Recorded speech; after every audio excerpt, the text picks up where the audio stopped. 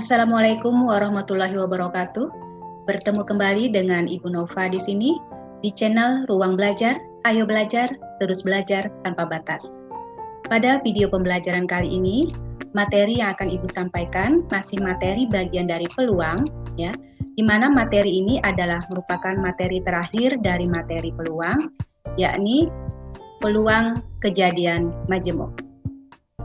Jadi untuk peluang kejadian majemuk ini dibagi lagi menjadi 4 bagian, ya, yang nanti akan Ibu sampaikan pada kesempatan kali ini secara satu persatu.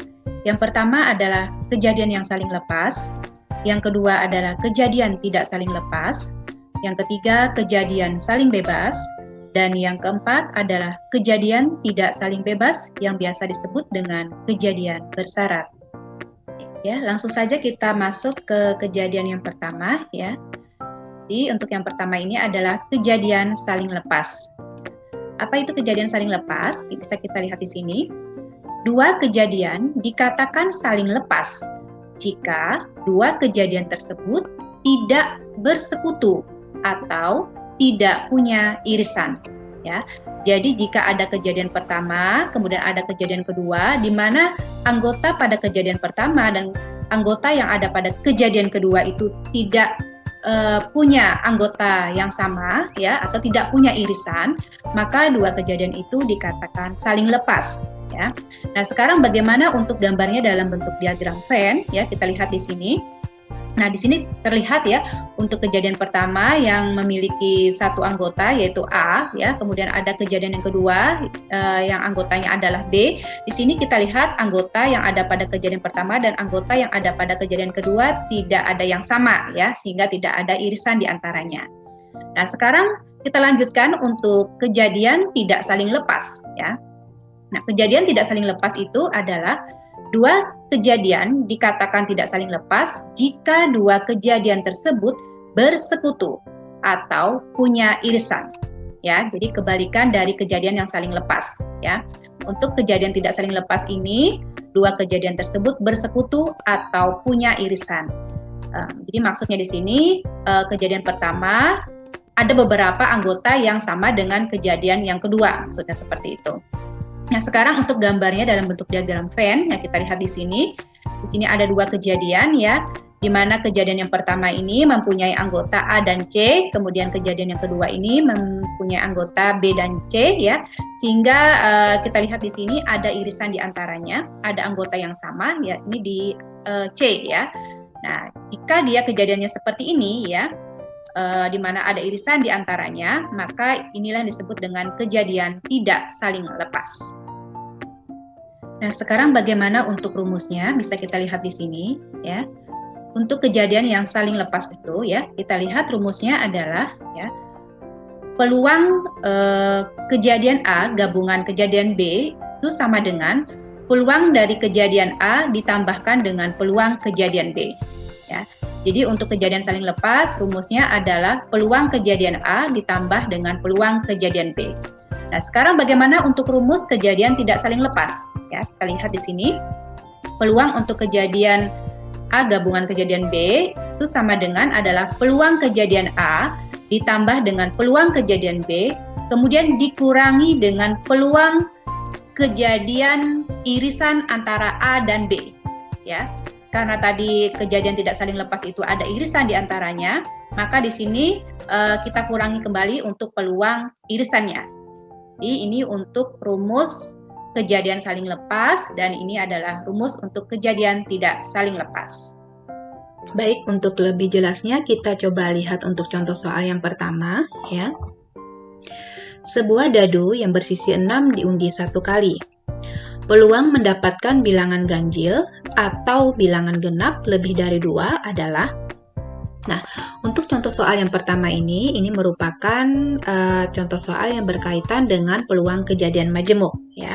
Kenapa dikatakan kejadian majemuk? Ya, karena di dalam contoh soal yang pertama ini memuat dua buah kejadian yang akan nanti kita tentukan peluangnya, ya.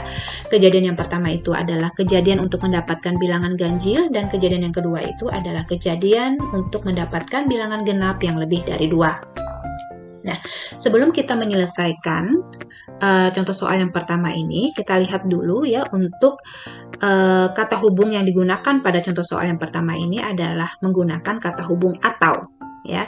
Jadi ketika kita bertemu dengan soal ya, di mana soal itu berkaitan dengan peluang kejadian majemuk, yang mana kejadian yang pertama dan kejadian yang kedua itu dihubungkan dengan kata hubung atau ya, maka permasalahan itu merupakan permasalahan yang berkaitan dengan kejadian saling lepas atau kejadian tidak saling lepas ya, sehingga nanti rumus yang kita gunakan pun adalah menggunakan rumus kejadian saling lepas atau menggunakan rumus kejadian tidak saling lepas. Nah, apakah kita menggunakan rumus kejadian saling lepas ataukah kita menggunakan rumus kejadian tidak saling lepas, ini nanti tergantung dari kejadian yang pertama dan kejadian yang kedua itu apakah dia bersekutu atau tidak, atau punya irisan atau tidak. Kalau kejadian yang pertama dan kejadian yang kedua itu tidak punya irisan, berarti nanti rumus yang kita gunakan adalah rumus peluang kejadian saling lepas. Tetapi kalau kejadian yang pertama dan kejadian yang kedua itu punya irisan ya, berarti nanti rumus yang kita gunakan adalah rumus peluang kejadian tidak saling lepas. Nah, sekarang untuk menyelesaikannya adalah yang pertama adalah kita misalkan dulu kejadian yang pertama itu adalah sebagai A ya.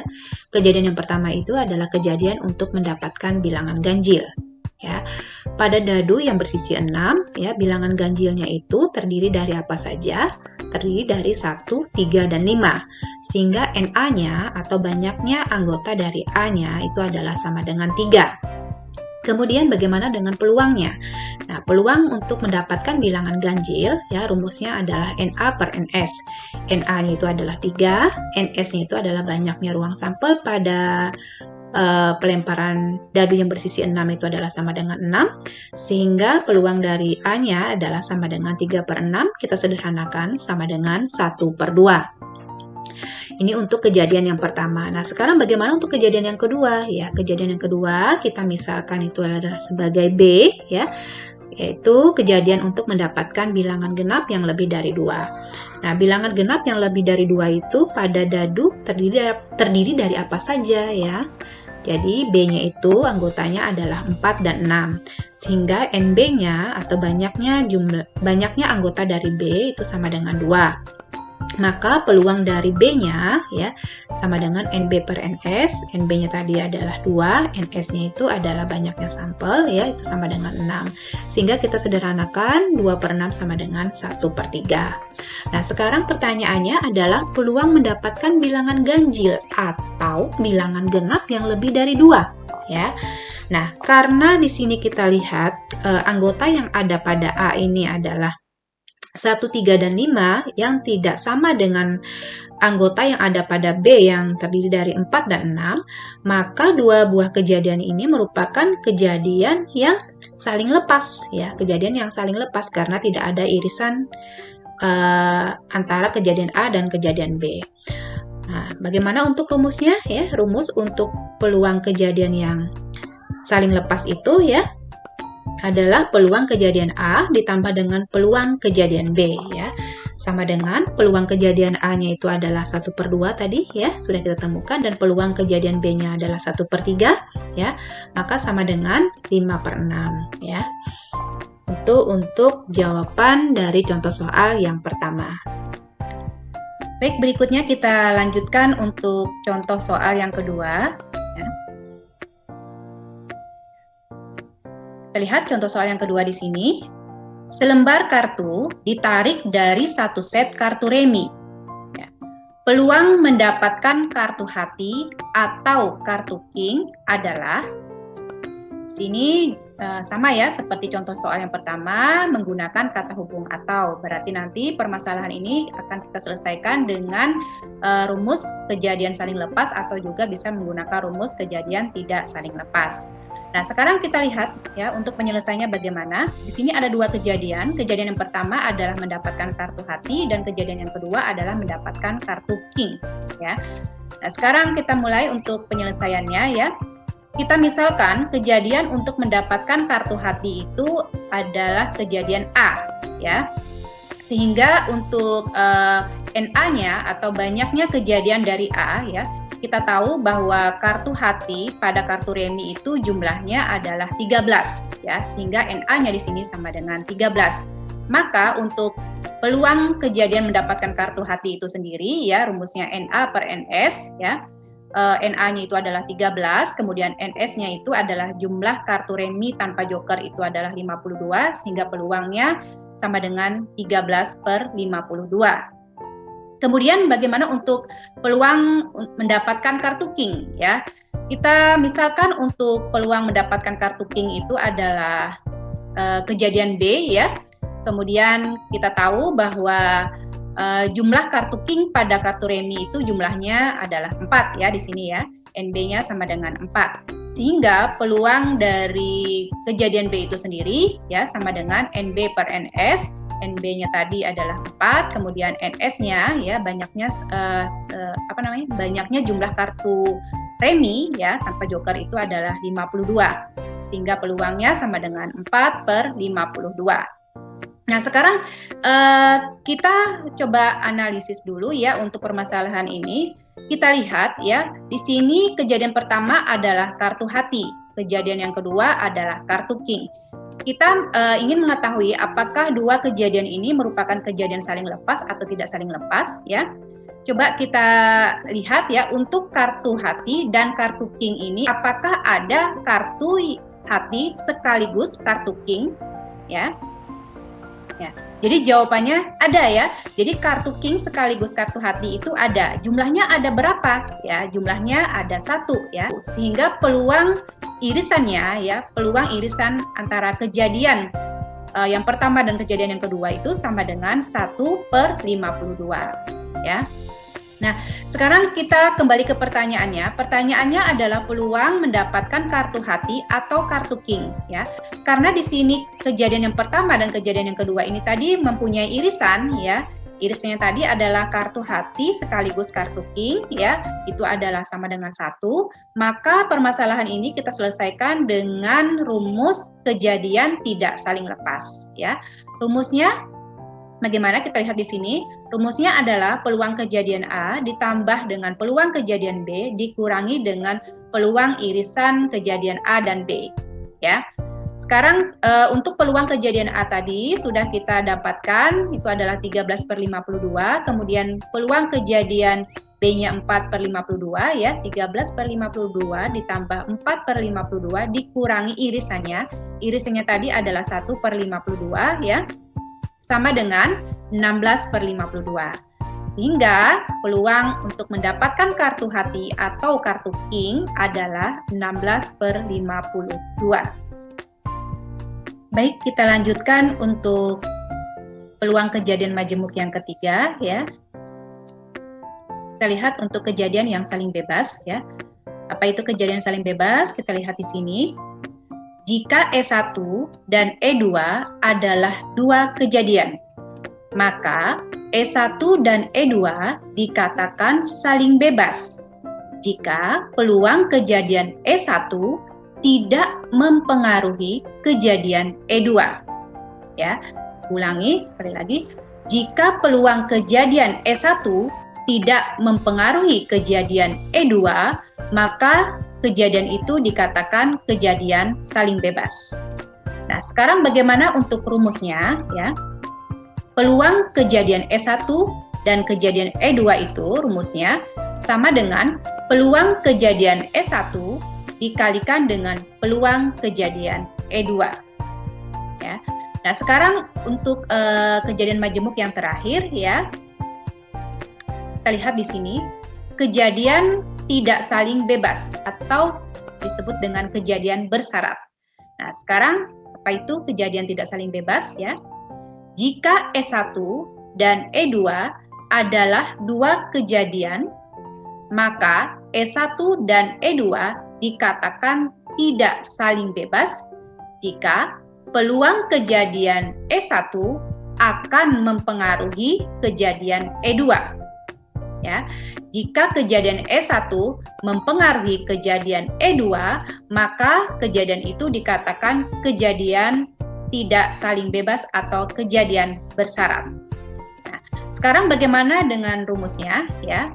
Jadi rumusnya adalah peluang kejadian S1 dikalikan dengan peluang kejadian E2 setelah kejadian S1.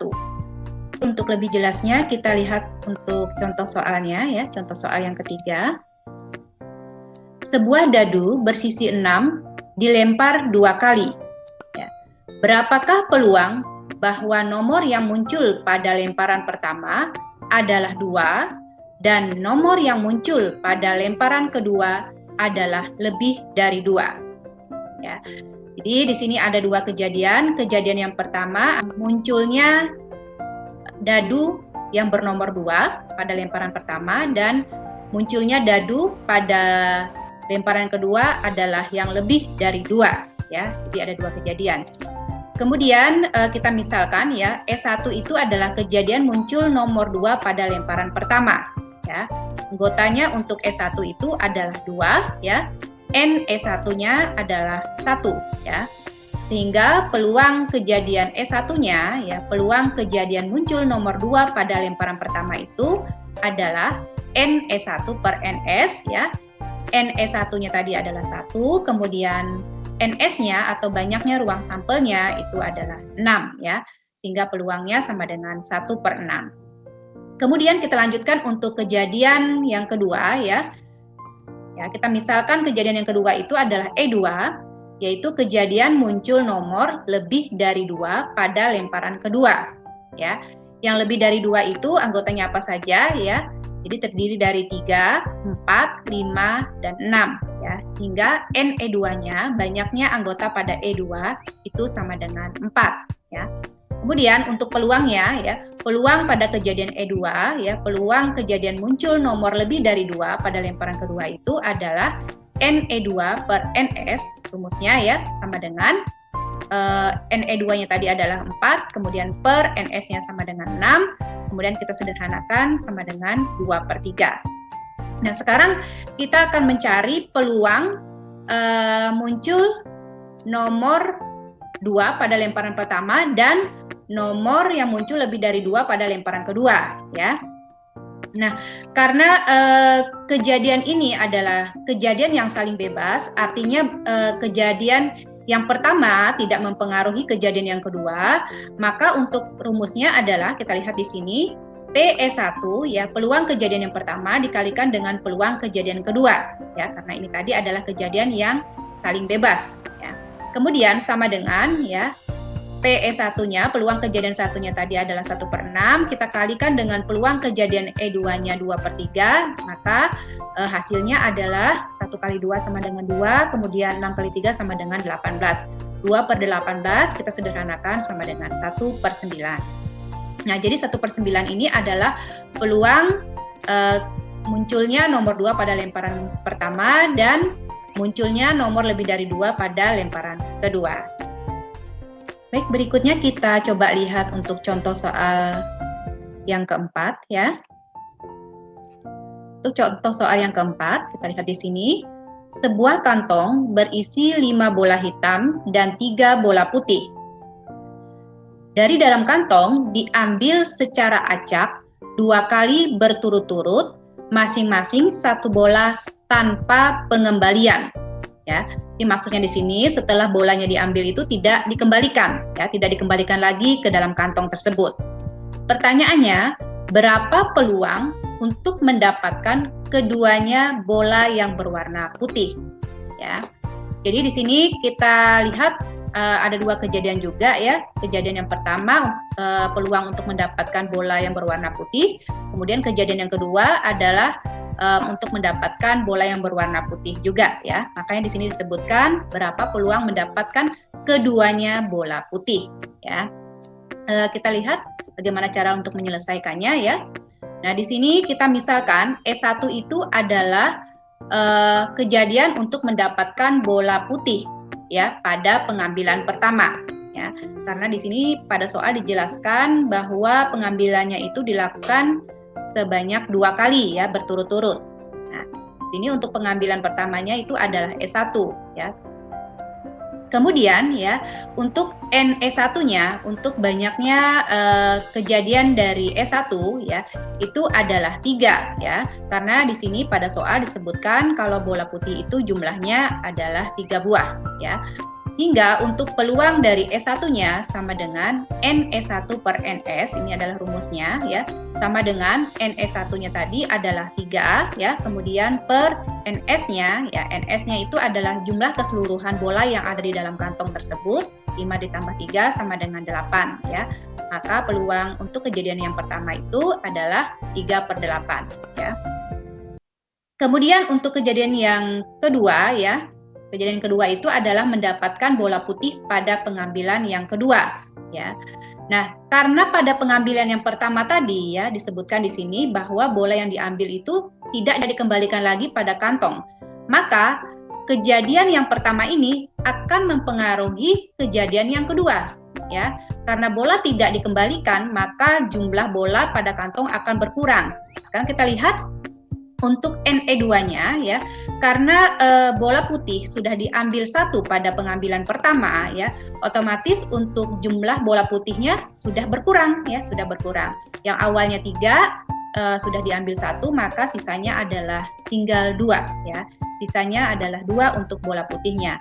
Sehingga peluang kejadian yang kedua, peluang untuk mendapatkan bola putih pada pengambilan kedua ya, itu rumusnya NE2 per NS ya sama dengan NE2-nya itu sama dengan 2 ya. Kemudian jumlah ruang sampelnya karena bola tadi tidak dikembalikan, maka yang awalnya bolanya tadi berjumlah 8 diambil 1 tinggal 7 sisanya.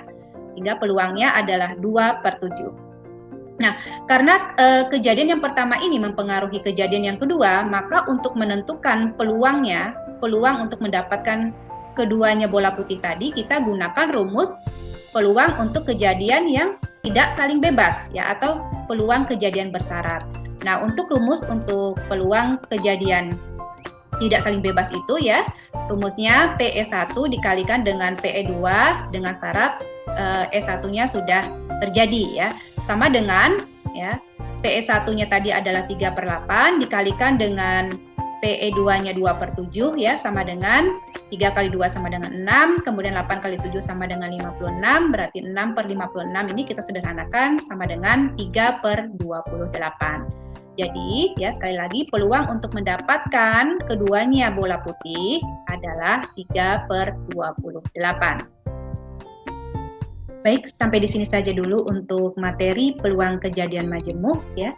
Sampai bertemu lagi pada video pembelajaran berikutnya. Ibu akhiri, wassalamualaikum warahmatullahi wabarakatuh.